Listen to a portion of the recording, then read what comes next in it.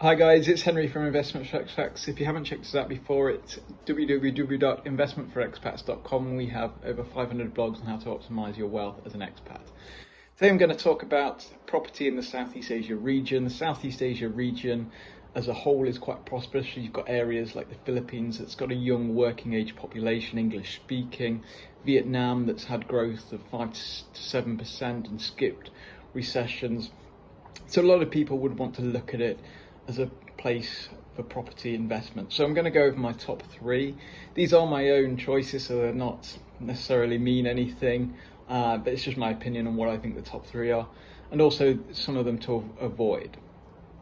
So number three, have Cambodia. Just looking at Cambodia, it's kind of, I refer to it as what Thailand was 30 years ago. Got good growth potential, had a lot of Chinese investment.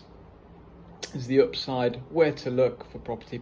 Phnom Penh is the obvious location. Some of the downsides with that is it's getting quite expensive, especially for condos which foreigners can buy, and also there's no particularly quality control that you'd have, say, in other places, more developed markets like Singapore or even Malaysia. If you did want to go into technicalities, you can get a Cambodian citizenship and buy land, but I think that's more of the extreme end if you're looking to invest $250,000 to get Cambodian citizenship. But again, it does have good potential in property in Cambodia if you can find a good real estate agent. I would say get to know the lay of the land really before you do invest. It's not a place like any frontier market where you can just go in and just invest. You really need to know what's going on and get your feet on the ground in this kind of market. Number two is Singapore. Now, a lot of people may question why Singapore is on the list. For me, it just has the stability. It may not have rental yields that are kind of 3%, quite low, although they've gone up recently. But it's a de facto financial centre, as you've seen with the demise of Hong Kong in Asia now. It's got a stable currency, the political framework's sound, and its economy is just pretty robust. And it's kind of, if you see the listings of places on top quality of life, etc., Singapore's always up there. Freest economies, easiest place to do business. Singapore is always ranked one of the highest. So that for those looking just to store value in property, I think Singapore is the place. And if you refer to it to other kind of tax haven locations such as Monaco or Hong Kong that are restricted in the geographical area, property prices in Singapore still 30 to 50% less than those locations. So it does have potential to grow, it's particularly as people or the ultra high net worth flock into the city-state. Number one is Malaysia. Now for me, Malaysia just ticks all the boxes. It's got growth potential. Foreigners have the same rights as locals have.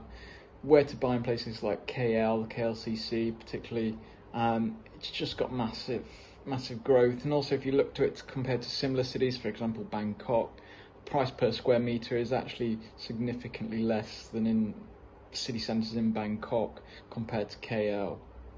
On that, disadvantages are that usually low rental yield on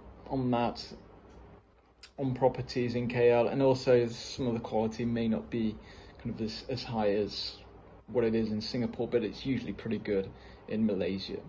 Some places that I've left off the list, Thailand, I just think it's oversaturated. You can go out 30 kilometers in Bangkok and still find condos that are 50% occupied, and that they're still expanding. There is pockets within Bangkok where you could potentially buy and invest, but I just think it's you've missed your opportunity to really invest in Bangkok as a whole, unless you really know what you're doing or you want to live in it and have that growth and stability.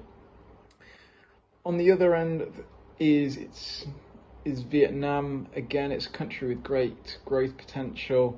This doesn't necessarily correlate into investing in property because it has some restrictions on the property market in Vietnam for foreigners, and it's quite difficult and challenging to get into the property market. So that's why I left that one out. Again, feel free to email me if you do have any questions at info@investmentforexpats.com.